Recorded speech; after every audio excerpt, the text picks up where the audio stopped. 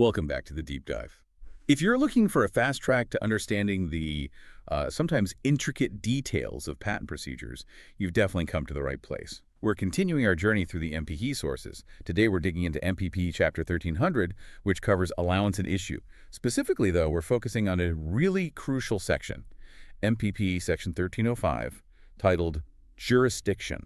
Yeah, jurisdiction. It sounds maybe a little dry, but honestly, this section pins down a critical turning point for any patent application. A turning point, how so? It defines precisely when control over the application shifts. And knowing that is essential for figuring out who can do what and when. It's really about understanding the exact moment the patent examiner stops being the main decision maker. Okay, so let's start with the basics. What's the general rule? Who's in charge initially? Well, generally, jurisdiction over a patent application rests squarely with the primary examiner. They handle prosecution, make the calls. Right, so they're the boss of the file, basically. Exactly. Until, and this is the key, until the notice of allowance is mailed. That specific date, the mailing date, that's the administrative trigger. The mailing date. Not when it's decided, but when it's actually sent out. Precisely. Once that notice is physically or electronically mailed, jurisdiction formally shifts away from the examiner. Their direct authority changes pretty significantly at that point. Okay, so the notice is out, jurisdiction has shifted, but the patent isn't actually granted yet. There's this sort of limbo period, right? Post-allowance, pre-issue. That's right. And applicants often find small things they want to fix in this window. Minor corrections. These typically fall under 37 CFR 1.312 amendments. Ah, yes, the 1.312 amendments. What kind of fixes are actually allowed at this late stage? Is it wide open? Oh, definitely not. The scope is actually very narrow. Once that notice of allowance is mailed, the system really pushes for finality. Makes sense. So the examiner can still permit certain amendments under this 1.312 rule, but only if they are strictly limited. Limited in what way? What can they actually approve directly? It boils down to just two things, really. First, matters of form in the specification or claims. So like fixing typos, grammatical errors, that kind of thing. Exactly. Minor cleanup, obvious administrative mistakes. The second thing is amendments that only involve the cancellation of claims.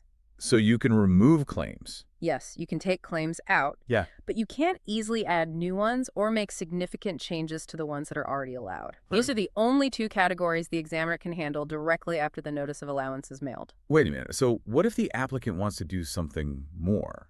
Something substantive? Let's say they want to tweak a claim limitation, not just fix a comma.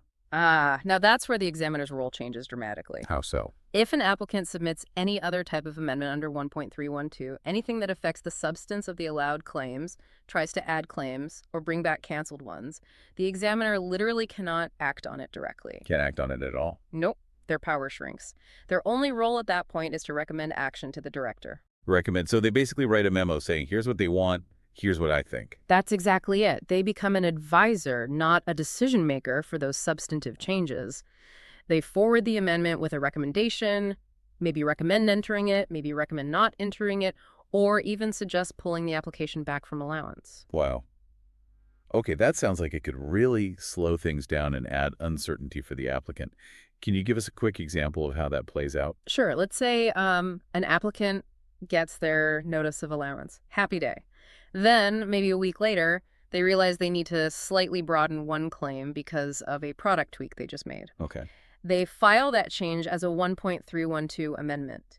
Because it's substantive, the examiner can't just say, okay. They have to review it, write up their findings, maybe analyze if it needs new searching, and then send it all to the director with a recommendation. So the applicant's just waiting, hoping the director agrees with the examiner or even just agrees to enter it? Exactly. They've lost that direct line and the relative speed they had during examination. Big difference. And there's another potential sting here, isn't there? Something about patent term adjustment, or PTA. Oh, absolutely. This is where it can really hurt. Filing certain papers after the notice of allowance, especially these substantive 1.312 amendments, can have direct financial consequences via PTA reduction. Remind us quickly what PTA is. Sure, PTA is extra patent term. You can get added to the end of your patent's life to compensate for certain delays caused by the USPTO during prosecution. If they take too long, you potentially get some of that time back. Okay, so it's valuable time. Very valuable. But the rules are set up to encourage applicants to wrap things up quickly once the allowance notice is mailed. There's a specific rule, 37 CFR 1.704 C10 that flags submitting an amendment or certain other papers after the notice of allowance as potentially being a failure by the applicant to engage in reasonable efforts to conclude processing. Meaning you're seen as dragging your feet. Basically, yes. And the penalty for that is that you can lose days, weeks, even months of that PTA you might have otherwise earned. That last-minute substantive change could end up costing you significant patent term down the road. That's a serious deterrent. Get your ducks in a row before allowance, or risk losing patent life. That's the message, loud and clear. Okay, let's flip this around. What if the examiner realizes something needs fixing after jurisdiction has shifted? Say they missed some crucial prior art, or there's a significant error in the allowance itself. Can they just grab the file back? No, they can't just snatch it back. The jurisdictional shift is formal. Even if the examiner or their supervisor spots a problem that absolutely must be addressed before the patent issues, they have to follow a specific procedure. Which is? They have to formally write a letter to the director requesting that jurisdiction be returned to the examiner. They have to ask permission to get the case back. Seriously. Seriously. It sounds a bit bureaucratic, maybe, but it underscores how definite that jurisdictional shift is meant to be. It prevents the examiner from just changing their mind after the fact and creates stability around the allowance. So it's a formal handover and requires a formal handback. Precisely. That letter to the director is the necessary step to officially bring the application back under the examiner's control for further action. So, quick example. Examiner mails the notice of allowance. Then, reviewing the file one last time, they spot a pretty bad typo in a key claim limitation, maybe something that makes it unclear. Right. If it's more than just a trivial correction allowed under different rules and requires actual examination level attention, the examiner can't just fix it. They'd have to draft that request, send it up the chain, get jurisdiction back, make the correction, potentially issue a corrected notice. It's a whole process. It really highlights the rigidity of that post-allowance pre-issuance phase. It does. It's all about controlled finality. Which brings us to the ultimate finish line. The patent is actually granted. It issues. What happens to jurisdiction then? Well, once that patent certificate is issued, that's pretty much it for the examiner's jurisdiction. It's closed.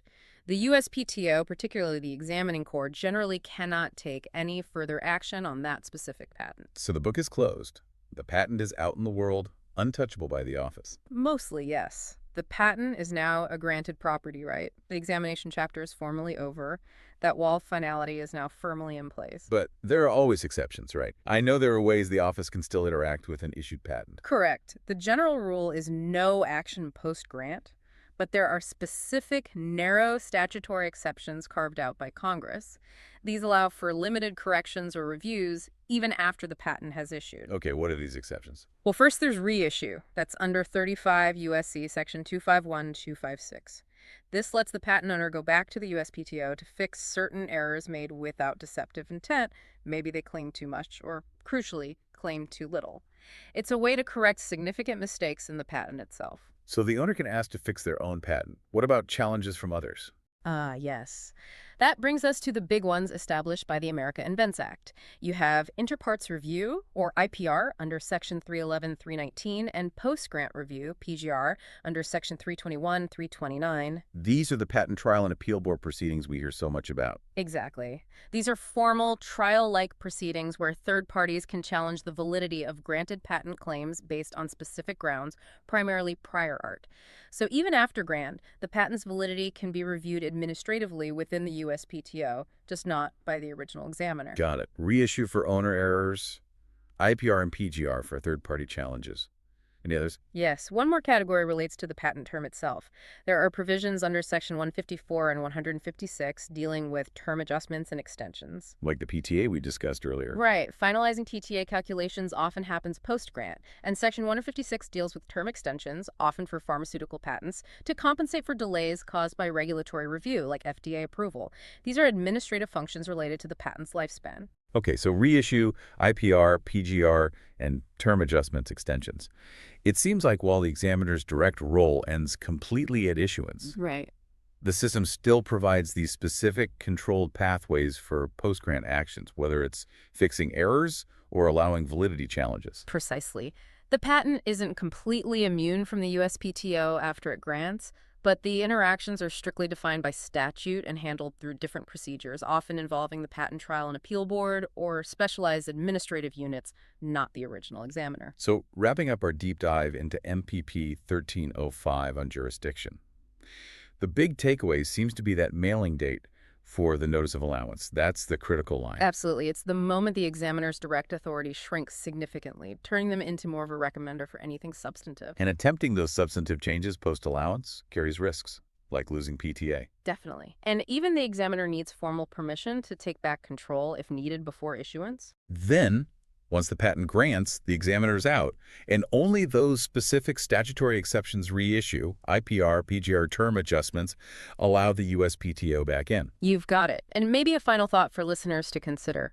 Understanding these boundaries isn't just academic, it's deeply strategic. How so? Because that moment, the patent issues, that window for easily fixing things, or importantly, filing a continuing application to pursue other related inventions, that window slams shut. Letting the patent issue without double-checking everything and considering continuation strategy means you're locked into what you have. The path for easy corrections or expansions is largely gone forever. A powerful reminder. Knowing when jurisdiction shifts isn't just procedure. It dictates strategy and can prevent irreversible consequences. We would like to extend a special thank you to Mike Shepard, the creative director who organized this entire audio series. And a mandatory disclaimer before we go.